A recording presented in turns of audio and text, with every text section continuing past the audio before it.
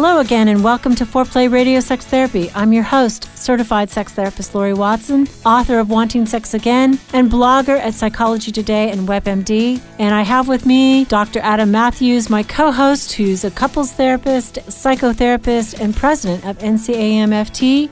Foreplay is dedicated to helping couples keep it hot. Thanks for listening. Now on to today's topic. Hey, Foreplay Radio Sex Therapy here with sex therapist Laurie Watson and couples therapist Dr. Adam Matthews.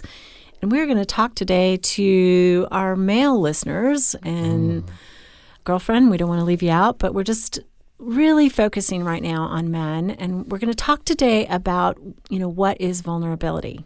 Oh, yes. That fun word that everybody loves, right? Yeah. Vulnerability. So what's your most embarrassing moment, Adam? What's your most embarrassing moment? Let's have you be vulnerable. See, Laurie, I don't think that's what people think it is. Okay. I don't think that's what vulnerability is, just sharing all your most embarrassing moments. Reed trudging up old high school wounds of things where you get mocked for something like that. Yeah. I don't know I think that's what people think about when they think about vulnerability, right? But I tend to think it's more about authenticity, about letting our true selves be seen, this idea that we are able to share that with our partner, that we're able to show them who we really are. Because most of us hide, right? And men especially, I think, tend to see vulnerability as weakness. And Absolutely. So they don't want to show that, I hear that all the right? time. I hear that every day in session, Right. men saying, I don't want to say those things. It'll be weak. Right. All right. And so they don't show that, but vulnerability really builds connection, right? It really gives us more of a sense of belonging to each other, and it increases that emotional intimacy, which in turn we know is going to increase sexual intimacy, right? They feed off of each other, those two things. And so to be able to be emotionally intimate with another person, we have to be vulnerable. Right. Right. Would you say that's an imperative? Absolutely. I think it's an imperative. I read this little quote somewhere that said, so it was a quote about friendship, but the point of it was that friends share secrets. That by definition is what creates a true friendship. And I think that's essentially what we're saying is we open up like the inner world to somebody, and that's vulnerability. Yeah, I think that's what it is. I heard the analogy, and I use this a lot, is the idea that as we go through life and things hurt us, we experience events that are hurtful, is that we start to build up walls, right? Walls that are protective and walls that are defensive, that keep hurt out, right? And that in relationship, when we are vulnerable, is that we begin to offer up bricks, pieces of that wall to the other person. We start to take it down brick by brick and hand them that. You're talking about it in terms of secrets. I'm talking about it in terms of just revealing something about ourselves. Yeah. Right? And depending on how that person handles it, if they handle it well, then we offer up another brick. Right. And we slowly, so in our committed relationships, we are slowly wanting to bring down that wall, right, as much as possible and offering that up to the other person. And that's what begins to allow that connection. But yeah, I had a therapist once who I would come in and say, I got something to tell you today. It's really shitty. And she'd say, well, I love your shitty parts. And it was like oh, man, that's so good. It was so freeing to me that I could be loved. And I had a friend once who told me, okay, I'm swearing, guys, and you probably suspect that I do outside of this podcast a little bit, but he said something like, I love the bitch in you. And it was like this, real acceptance to me that, I could be that part. I could show that part and still have acceptance. Oh, yeah. To both of those people, just in terms of, we all have stuff we're not so proud of. And I would say to me, one of the blessings in my marriage is to be able to say, this is the part I'm not so proud of, and to talk about that and to say that and not have somebody judge me for it, but just be in sympathy. Yeah, because that question, when we don't do that, like that's where shame keeps us from feeling vulnerable, right? And so the question that's in our mind is, would you love me if you knew this about me? Exactly. Right? Like that's the question that's that's always I would, out there. Adam. Right. Well, so when somebody says that, like, I love the shitty parts too. Yeah. Or when they say like, like that, when they respond well, when we share that, right, then I think that it's something that builds that relationship, and that question starts to go away a little bit. Like, you know the worst stuff about me and you love me anyway. You're still here, right? But for men, I think like that becomes something that question is that they're not supposed to be like that. That you would not, that they would not be loved if you knew that there was weakness here, because men are taught you have to be strong. Like, that's the word. You have to be strong. You have to be a man. You have to man up. You have to be the one that's strong for other people. You have to be protective, right? All of that is saying that you have that the strength lies in being able to not be broken, like not be weak. I think I would even go further, that I would not be male if I had these parts and showed you these parts. That's right. I mean, it's such an identification of needing to be the strong, silent burden holder, and not sharing this. And I think that there is, with some good reason, right? Because men tell me, well, I did tell her that my job is on the line, and suddenly she's nagging me to be looking at the ads, and every day she comes home and is frantic, like, how did it go with your boss today? And, he doesn't know how to share these things and have her be a support or help her, define for her what would be supportive. Yeah, I hear that from men a lot, and I think that's something that happens quite frequently, is when they are vulnerable in their relationships, like there is some anxiety that's produced in their partner, right, about something. Exactly. I think it's a system. Yeah, it's in it, and being able to, when men see that, they go, oh, if I'm honest, if I'm vulnerable, I'm just going to hurt her, right? She's just going to be more worried, more anxious, more fearful. It's going to come back on me in some way. And sometimes, not all the time, but sometimes it does, right? And there's a mixed... Sometimes it does.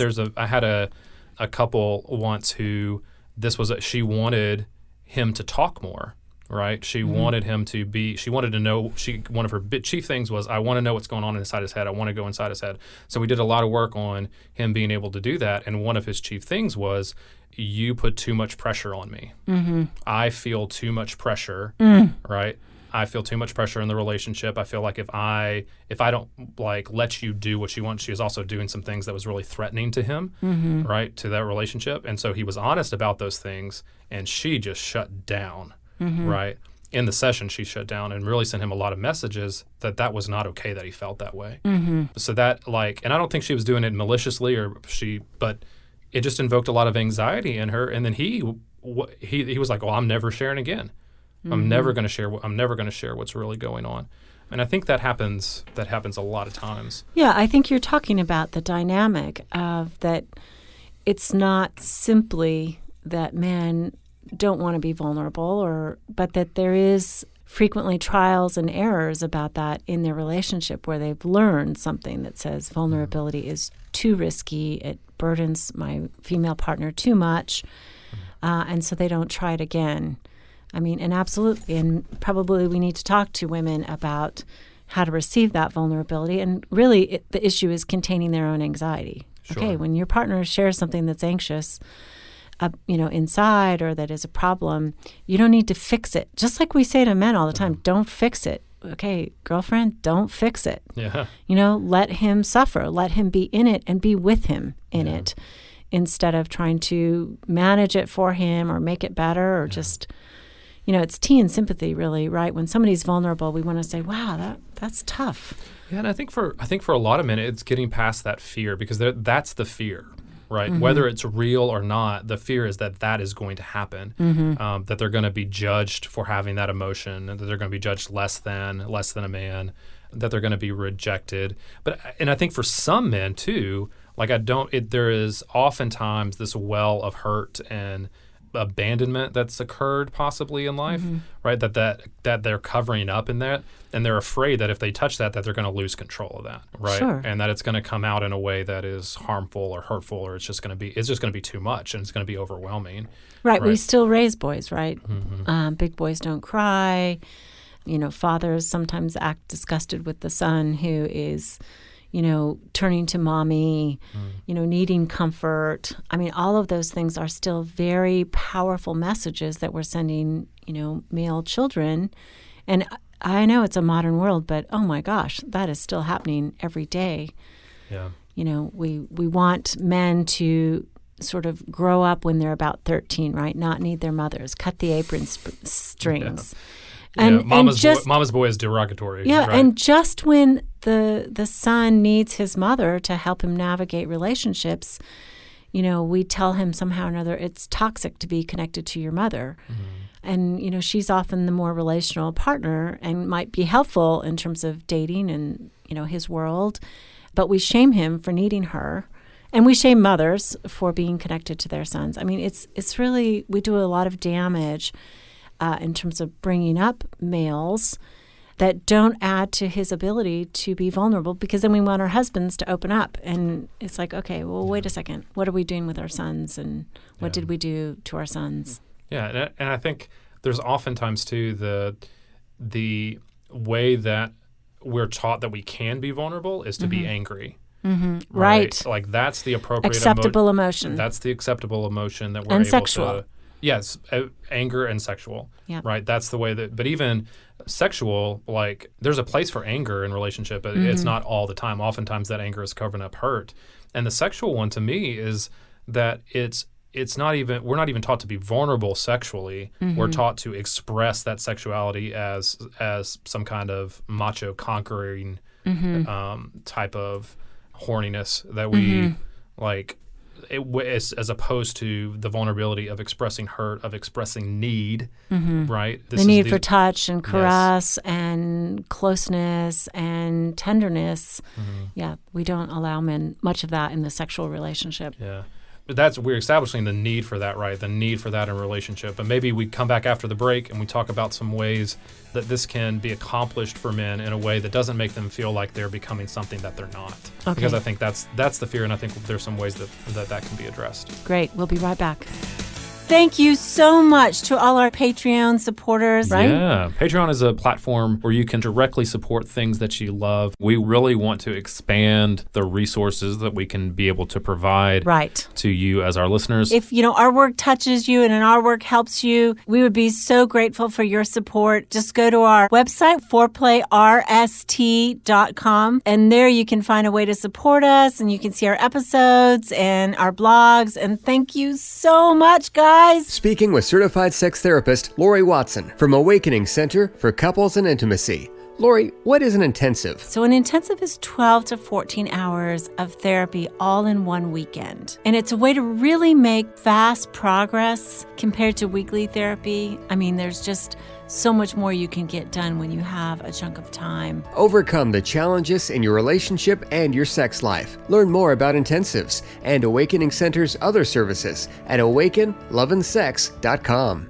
At Matthews Counseling, we believe it is our job to come alongside you in whatever difficult challenges of life you are in and help you rediscover hope and to find the strength that you have to face those challenges. We strive to create a safe and comfortable place for you to explore who you want to be and identify the obstacles standing in your way. Oftentimes, the first step toward finding help is the hardest, but it can also be the bravest. Give us a call at 919-587-8018. Find us online at matthewscounseling.net. We look forward to working with you. So, Adam, how can we help men to be vulnerable, to show vulnerability? That is an interesting question. And I think that the first thing that we have to talk about is that we are not, I don't want this to sound derogatory, but we're not asking men to be women in this area, right? We're not saying that they're going to have to do a whole 180 on their personality, right? I think there are some men that are more emotional than other men, and I think that's great. So, but vulnerability is not, I'm going to all of a sudden cry more if I'm not a crier. Right. And so I think there is a idea that you can that you approach vulnerability from something that requires a lot of courage and bravery on your part. This is the scariest act in terms of interpersonal relationship, right? To be vulnerable. Yes. And we need the most courage and to be the most brave to do this. Yeah. And I read an article, and I forget who wrote it this weekend, that talked about it as the warrior perspective, right? That you Explain that. I love that. Well, she was talking about it in terms of you're being a warrior for your relationship, right? That because it requires so much courage and so much vulnerability, that you have to adopt that stance that I'm going to go and fight back against the shame that cripples a relationship, or the way that intention gets taken out of relationship when we're not vulnerable. I think when we're not vulnerable, we stop being intentional about our relationship. Sure. Right? And so we stop doing those things that kind of naturally grow and build the relationship. So being fierce about that, kind of setting your feet and saying, I'm going to fight back against that. We're kind of redefining masculinity. Absolutely. The warrior emotional act. Yeah, because I think that's what it sometimes seems like. Vulnerability goes against that type of mindset and that type of identity, but it can be paired. You can be a warrior for authenticity and vulnerability. That's great. I love that. What else?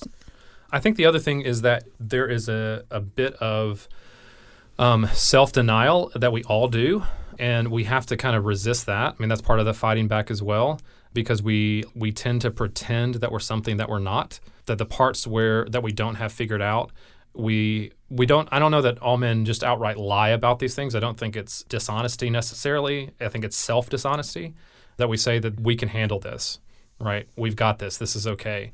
I'm not really scared here. I'm not really worried here. I'm not really fearful about the outcome of this. And so there's a bit of self-denial that then leads us to some kind of bravado, or some kind of, we're pretending to be something that we're not, which communicates dishonesty, right? It's not true, and it keeps us from being vulnerable. So being able to be honest with ourselves, which requires a lot of work, right? It requires some awareness, some really sitting with ourselves and figuring out how we can do that, what our true self is and what we're really feeling about something. But we have to kind of start with not living in that denial. I think that the denial is part of the cultural competition for men. What do you mean by that? Well, I think, I beg men in my practice to please tell a buddy about what's going on. Let's just start there. And many of them just can't do it because most of the men that they are friends with are somehow or another in competition with them. Their business partners, their associates. Maybe they're their old college buddies, but even them, it's like they're comparing, hey, how did you do in your career? So there's this competitive element that somehow or another disallows them from sharing about their fears and their concerns and their anxieties. And then with their partner, it's even doubling down. Yeah. I can't share out here in the world, and I can't share in my inner world because I'm supposed to be the, whatever they crack themselves up to be, the protector, the provider, the strong one, which is a self-definition that I think is not so good in partnership, right? We want to be able to lean on each other, turning toward each other when we need comfort. I would encourage men that's one or two people. It's like it's one or two buddies that they trust. It's not everybody. I think that would, for a lot of men, not all men, but for a lot of men, I think that would just wear out their resources. Sure. Especially if they've never done it before. And it could be threatening in some situations, or too threatening in some situations Carefully. as well. Yeah. For all of us, right? Yeah. We want to be careful who we put out there, our pearls, so to speak. Absolutely. The inner part of us. We want to make sure that it's handled well and with confidentiality and tenderness and empathy. Yeah, absolutely. The other thing that I think that a lot of men don't think about is being able to kind of describe your ambivalent feelings sometimes, right? I think a lot of men kind of pull back when they don't know the answer to a question or they don't know the answer to something. And so being able to start to describe that and speak into that without saying, I know the answer. This is kind of the saying, I don't know right now. I'm not quite sure how I feel about that. I need to think about that answer. Begins to start to get under that self-denial. It starts to be able to it's truer a lot of times. I really need this in my partnership. It's funny because when my husband does that and he starts to talk about his ambivalence about a plan that we have or anything, it's like, oh, good. You're thinking too about all the things I'm thinking about. It actually relieves anxiety for me instead of creating more anxiety. Yeah. So if I know that he's anxious about a situation, maybe one of our children, or, what we're going to do here or there, or our retirement, or, whatever the issue is, if I sense that he has conflicting feelings, then I don't need to carry all the negative feelings. Yeah, I don't need to carry the worries alone because he's carrying them too. And actually, my husband says it's backwards. Like for him, he's doing the thing that he thinks is not the right thing to do, which is sharing with me those ambivalent feelings. But it always relieves me. Yeah. Well, it always works. I think a lot of men feel like it's backwards, right? A lot of times I hear the female partner expressing the idea that he is not concerned about the same things that I'm concerned about. He is most of the time, but it's all occurring in his mind, right? It's all being worked out in his mind, and he is not going to share that until he's absolutely certain about what he thinks they should do. Right. But that's the vulnerability, is the sharing what's in your mind. Yeah, absolutely. So it is going to feel, that's that courage coming in again, that courage to kind of do something that doesn't feel exactly right, coming into play there. I think this plays into another one, too, that is helpful, that is a vulnerable act, and that's admitting when you've made a mistake. I think there is too often like the I'm sorry doesn't come, or this was something I should not have done, I made a mistake. Like that part doesn't come. But that's a real vulnerable place for most men to be at, is to admitting that there was a mistake that was made. And if they make a mistake and they don't admit it, then they feel shame, they cover it, and often that leads to more mistakes. Yeah, absolutely. Because they're covering their tracks, and they're more prone to do the same thing or to make it worse. Well, and I think this is, and you tell me about this, because I think this is something that maybe is a difference, is that I hear a lot of women say, well, he said he's sorry, but he doesn't mean it. And I hear that too. And I don't know, in some cases he doesn't mean it. Like some cases he doesn't. But in a lot of cases, I think the difficulty of saying I'm sorry or saying that I made a mistake for men, that's what communicates the inauthenticity of it. And it's not that he doesn't mean it. It's that this is something that is hard, that is difficult, that he may not have ever had a model for on how to do. Like he may have never seen his father admit to a mistake. Right. And so being able to say that is so difficult that I don't know if credit's the right word, but I don't think men get credit for the fact about how difficult that may be for them to say, I was wrong. Does that make any sense? It does make sense. I would say that if there's something that happens, let's say a guy loses his temper and he's like, I'm sorry, I didn't want to do that. I didn't mean to do that. But if it's a pattern of a man losing his temper, it's different. Saying, I'm sorry, I did it again. I mean, she's like, okay, I need to see change before I can forgive this. And I would say that one of the ways you process that is really by putting yourself in her boots. So what did she feel when you chewed her out for that, or you criticized her for this, or whatever, and really beginning to see what is it like, remembering, what is it like when my dad criticized me? What is it like when, I felt this as a child? That's a vulnerable place to go to inside, and sharing that, even when you're the person who caused the hurt. Like, you know what? You're right. I remember when my dad chewed me out and did that same sort of thing to me the way I'm doing it to you. It feels crappy, and I am so sorry. So it's like finding the vulnerable, empathic place inside, and sharing that is the way to admit your mistake and to get repair. Yes. I absolutely agree with you that I think if you're apologizing and admitting mistakes without behavior change, like that's gonna lead to a lot of that. So I like the way that you said that, and I like that distinction as well.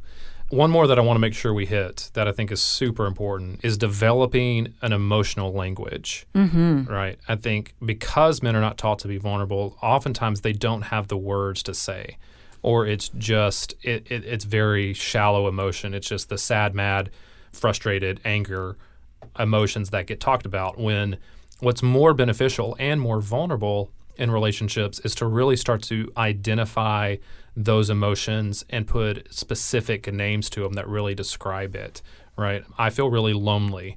I felt really betrayed. I feel really underappreciated.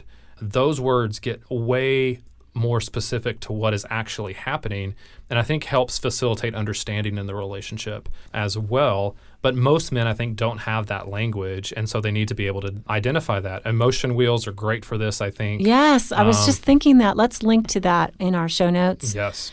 Because I just looked this up for a patient, and it's basically the top circle are the top emotions, anger, happy, but then it kind of dials into a more targeted way of thinking about it with better descriptors, which are more subtle, and I think give the man the language that is more specific. Yeah, I give almost all of my men an emotion wheel. Oh, great. I think okay. Because it's so beneficial. Love that. But again, it's a vulnerable place to say that I don't have the words for something, that I don't know how to talk about this. But I think it's something that's learned. It's not something that's innate. And so we have to be able to start to get that language so that we can communicate and be vulnerable in a way that really clearly says, this is how I feel and this is what is invoking. Right. Okay. This experience is calling out in me. I love this topic. Okay. Well, thank you so much for listening to Foreplay Radio Sex Therapy, for how to develop vulnerability and show that and share that. And we encourage all of you out there to test it out with your partners. Have them listen. Foreplay Radio Sex Therapy.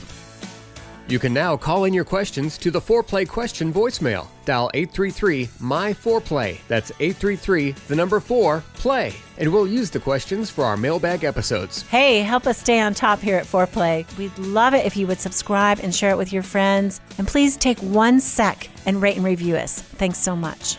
All content is for entertainment purposes only and should not be considered as a substitute for therapy by a licensed clinician or as medical advice from a doctor.